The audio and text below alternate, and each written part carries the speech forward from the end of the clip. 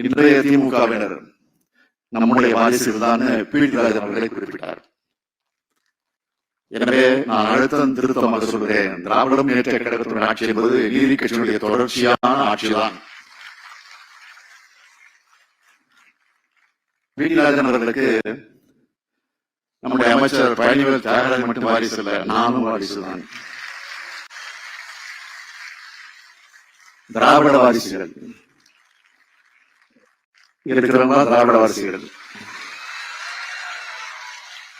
வாரிசு சொல்லை கேட்டாலே சிலருக்கு எரியுது, பத்திக்கிட்டு எரியுது. அவங்களுக்கு எரியட்டும் தான் நான் திரும்ப திரும்ப சொல்லிக்கிட்டு இருக்கோம்.